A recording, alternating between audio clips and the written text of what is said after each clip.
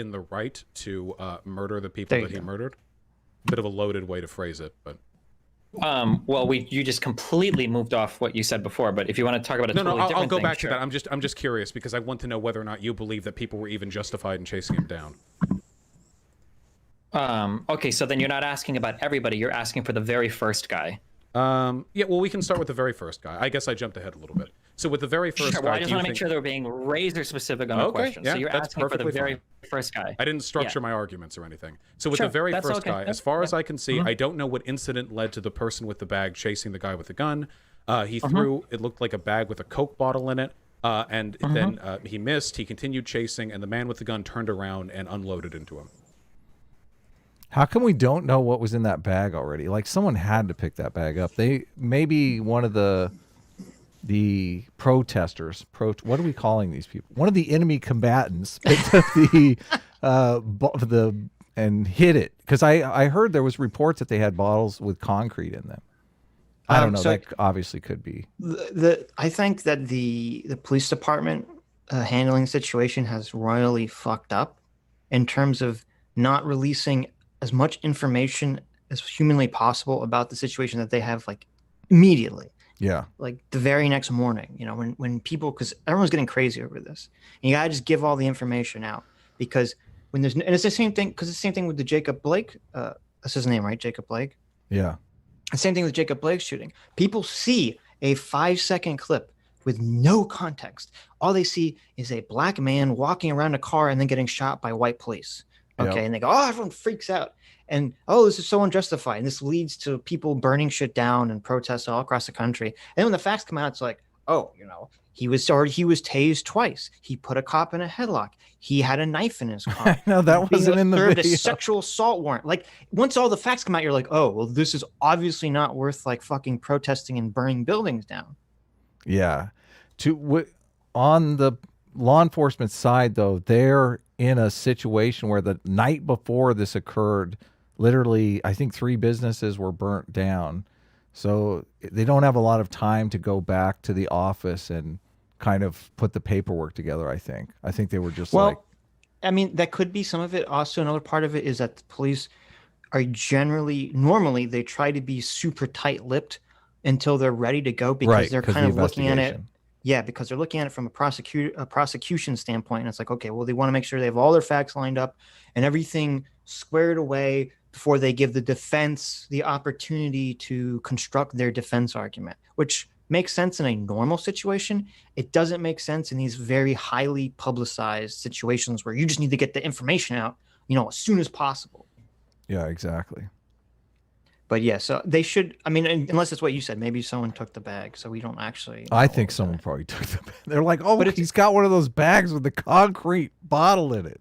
Right, but it's up. But to me, it's irrelevant, because he's like, okay, so he throws a bag with something in it at Kyle, who doesn't have he doesn't know what's in the bag. Okay, but the bag misses, so that's fine. But then he keeps chasing Kyle, and he's like within like tackling, grabbing distance of him when he gets shot. Yeah, yes, and the guy who was there, the closest witness, that he even shot into the ground one time before he shot him, which is my thinking is a warning shot, right? Look, I'm going to shoot you if you don't. Right. Well, the witness who was there was, I forget his name, is that Daily Caller reporter. Yeah. Who, I mean, obviously he's biased in the situation, but he claims that the guy tried to grab the gun from Kyle in the first place. So that's an instantaneous, you're going to get shot situation. Yeah, exactly. But how many shots did he fire? Was it just one, or was it more than one? I think it was more than one, but I would have to go back. Chat, if you want to link the video, I can take a look at it again. Okay. So 3 or 4 is what I've heard. Okay. Yeah. So just being clear, so 3 or 4 shots. I saw 2 people taking a shot, so I'm assuming that's true. Yeah. I would say that in that case, yeah, I would say that self-defense is justified. Really? Even though Minnesota is not a stand your ground state?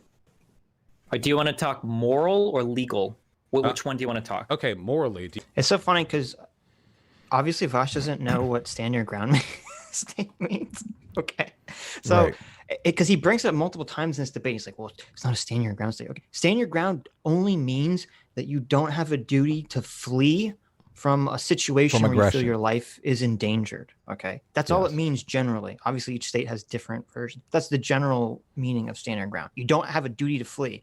This would be completely not applicable to the situation where we have video of the person trying to flee from the situation before using deadly force both times. Yeah. So this is so stupid to even bring up. Why aren't we blaming the guy that ran out in the street, that smacked Kyle in the back of the head and made him fall to the ground? Like, if he would have ran all the way down the street, all of these people might have lived. I know. Well, yeah, after the first guy, obviously. But yeah. Like, the argument that they make about, you crossed state lines. If you hadn't crossed state lines, if you hadn't have even been there, none of this would have happened. Dude, if the guy hadn't run out and smacked him in the back of the head, none of this would have happened. If people weren't violating curfew protesting and burning buildings down, none of this would have happened. If none of these people had been born, we need mandatory abortion laws. I don't remember if you see this with Vosh. You'll see this a lot with, because Destiny's been arguing with crazy people about this for the last like 2 or 3 days. You'll see this. This is one way to know that people are ideologically possessed or engaged in like cognitive dissonance, is if they bring up a lot of points of an argument that are very emotional and invoke emotional images, but don't actually have anything to do and aren't relevant with the situation. So like the state lines is a perfect example. They're like, this guy crossed state lines to be here. You're like, okay, but what does that have to do with anything? That means nothing. That's nothing to do with the situation. There's nothing to do with the morality of the situation or anything. But they keep bringing it up like it's some kind of point, because it evokes this image of like an infiltrator coming to shoot protesters. You knew he was guilty from the get-go because he crossed state lines. Do you think if you're being chased down by an unarmed person, Wisconsin, sorry, not Minnesota, my bad. Do you think do you think being chased down by a person, if you have a firearm, means that you're morally justified in shooting them? Absolutely, yes.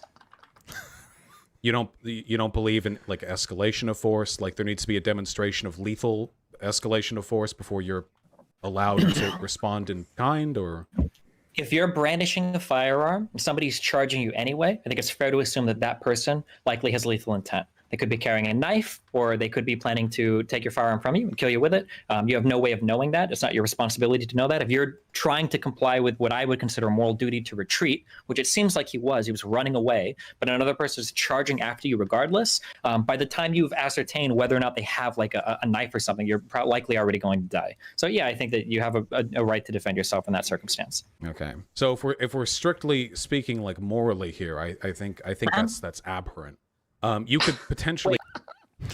Well, first of all, I'm pretty sure if someone's chasing you and they don't know you're armed, okay, and you think that this person is going to hurt you, and you're running away from them, and they're not and they keep following you, you have a right. Yeah, totally. Self-defense. Surprise, sucker! Because the idea Look, that like I have a gun. Yeah, because it's just so stupid. I think these people have, and I think Destiny brings up, these people have like seen too many movies. They don't understand how like punching someone in real life works.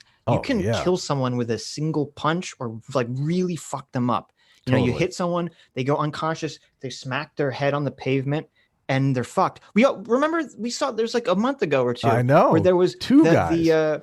The cop pushes that old guy who's a protester. Oh yeah. He trips and falls, and he just falls like, I don't know, he just falls from a standing position onto a sidewalk, and he's bleeding out the ears and he's suffering brain damage. Like, oh my God. Like, so the idea that like, oh, this guy, this like fucking scary dude is chasing after you, and you're supposed to just be like, oh, sure, excuse me, please stop. Like, I have a gun, I will shoot you. Like, fuck. This is what's so ridiculous about that, because even Vosh in this debate says, they might rough you up a little bit, but kind of like you got to take your lumps. Hell no, I brought this gun for a reason. I'm not taking my lumps. So your bicep is taking a bullet. Well, this is what's so crazy. People think they don't understand that every fight that you get into is a potential to die or to walk away with like serious injury that would be for the rest of your life. So I'm not going to risk that if I have a gun. Why would I risk being in that situation if I have a gun? I'm going to fucking shoot you. This is the root of this whole thing, because it's the police that are in that same situation. They're like, I have a gun. I'm not going to take a risk. Why are you resisting arrest? Right.